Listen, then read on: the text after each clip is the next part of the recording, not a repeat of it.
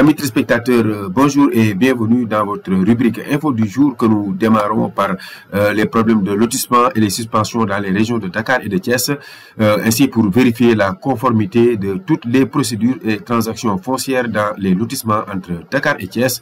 Le nouveau gouvernement avait ordonné la suspension de plusieurs de ces lotissements pour 45 jours.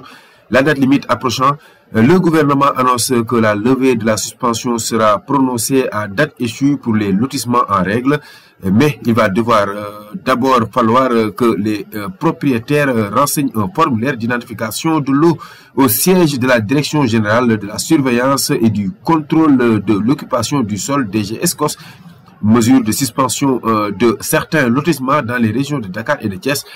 C'est à travers un communiqué de presse en date du 7 novembre 2024 que le secrétariat général du gouvernement portait à la connaissance du public de la prorogation pour 45 jours de la mesure suspensive des lotissements dits BOA, hangar des pèlerins, recasement 2, Éogène 1, Éogène extension, des plans d'urbanisation de détail PUD suivant Mbourkat, nouvelle ville de Thiès, bande nord des Filao de Kédiawaye, Yembel Malika Tivaoune Peulh, des pôles urbains de Diacksao Bambilor, Déni Birandaw, Yen et Dag Kolpa. La prorogation de la suspension concernait également Egbos, Pointe-Sarène et Ndiébène Gandiol. À cette occasion, il était indiqué que les zones et parcelles qui ne présentaient pas de problème particulier ferait l'objet de levée de suspension au plus tard à la fin du délai de prorogation. Un quitus tenant lieu de main levée sera délivré au cas par cas après exploitation des informations fournies en ce qui concerne le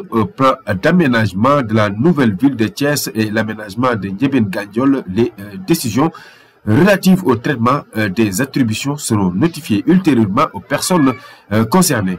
S'agissant du lotissement de Egbos, des pôles urbains de Diacksao, Bambilor, Déni Birandaw, Yen et Dag Kolpa, les travaux du comité se poursuivent.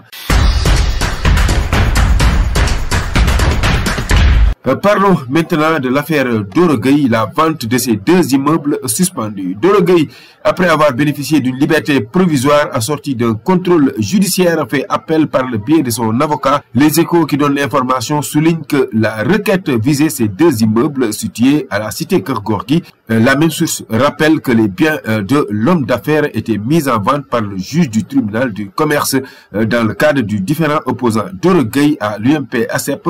La mise à prix pour le lot 8 était déjà fixée à 12 millions de francs CFA et le lot 9 à 21 350 000 francs CFA, estiment les Échos qui soufflent. La procédure a été finalement suspendue. Le juge statuant ce mardi en audience de la chambre des saisies immobilières a reçu l'acte d'appel et a donc ordonné le sursis de la vente jusqu'à l'intervention d'une nouvelle décision sur l'appel. Fait divers, mesdames et messieurs, hôpital Abass Ndao, le chauffeur du port autonome de Dakar faisait la ronde chaque soir pour voler les patients. Befal, chauffeur au port autonome de Dakar, est en prison. Le mis en cause a été surpris en flagrant délit de vol à l'hôpital Abass Ndao après le récit de l'observateur. Dans les couloirs feutrés de l'hôpital Abass Ndao, il était devenu une silhouette familière. Befal y venait si fréquemment pour donc constamment au chevet d'un malade.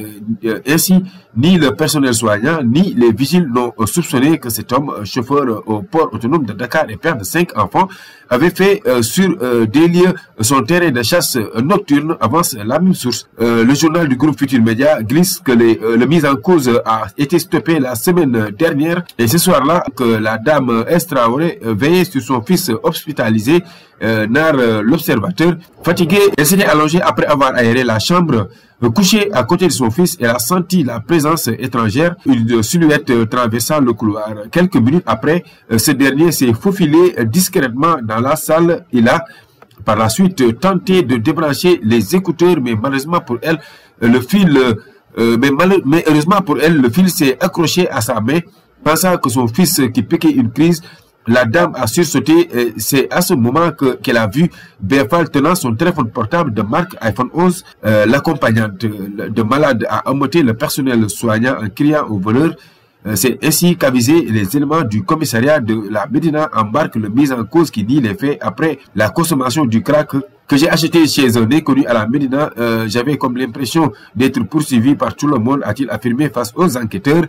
Je ne fais que fuir les effets secondaires de la drogue et je m'étais caché dans cette salle lorsque la dame m'a vu à côté de son téléphone. Elle a commencé à m'accuser et à crier au vol. Le chauffeur sera déféré et placé sous mandat de dépôt malgré les dénégations, tranche l'observateur. Pour terminer, mesdames et messieurs, nous allons à Bambey où un homme soupçonné de plusieurs viols sur sa propre mère. Un homme aurait entretenu des relations sexuelles avec donc sa mère à plusieurs reprises dans le quartier Diamaguène DVF à Bambey. Surpris en flagrant délit, Kassar a été dénoncé par sa sœur. Le présumé violeur a été arrêté et placé en garde à vue dans les locaux du commissariat urbain de Bambey lundi dernier. Il sera probablement déféré ce mercredi au tribunal de grande instance de Diourbel, de source Seneweb. La victime Kakan vit avec un handicap après un AVC, nous souligne Seneweb, le journal en ligne. Voilà, mesdames et messieurs, c'était tout pour votre rubrique information du jour. Nous vous donnons rendez-vous très prochainement pour un autre numéro. D'ici là, portez-vous bien. Au revoir.